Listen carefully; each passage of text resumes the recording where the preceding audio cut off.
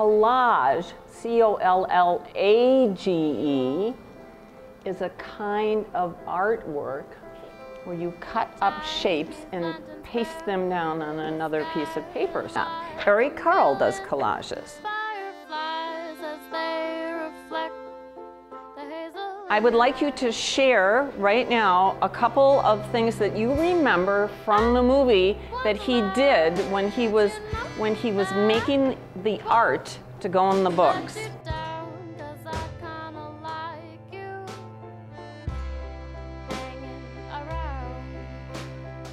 He did a drawing on tissue paper, he laid it on top of the painted paper, and then he used a mat knife to cut it out. I put my brush in the water, I get it good and wet, and I just paint the water. And you want to make sure that when you're painting, and I would suggest actually that you stand up to paint. He painted back and forth like this.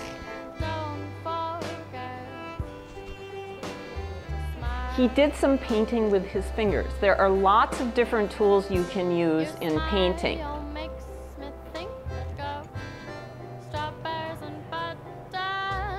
Oh, he used the paintbrush like this to splatter the paper and make dots on it.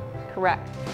He would use two colors, and sometimes they would mix.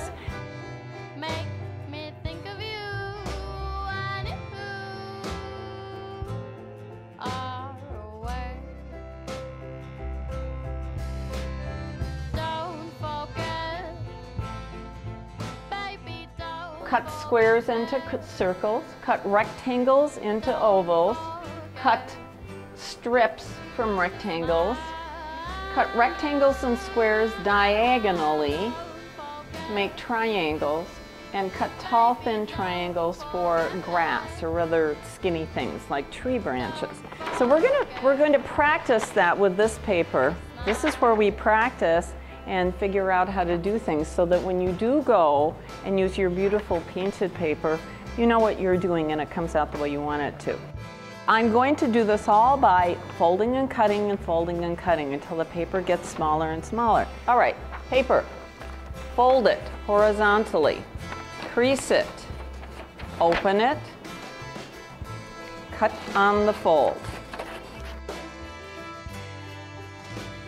Now you can start cutting the corners off and making ovals and cutting strips and making triangles and see what kind of an animal you can make.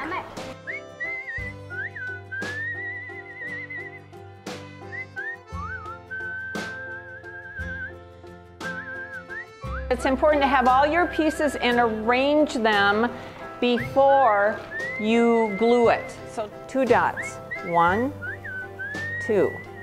That is plenty of glue. Pick it up, slide it under until you have it in the right spot, and push it down. The head. 1, 2. That's all you need for that. Well, first I want to make my creature, or my animal.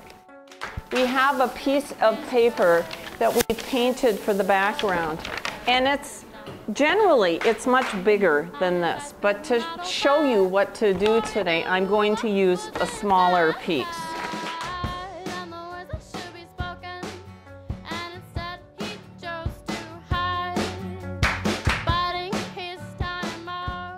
So a different animal would take different shapes, and that's why we experiment with the cheaper paper first, right?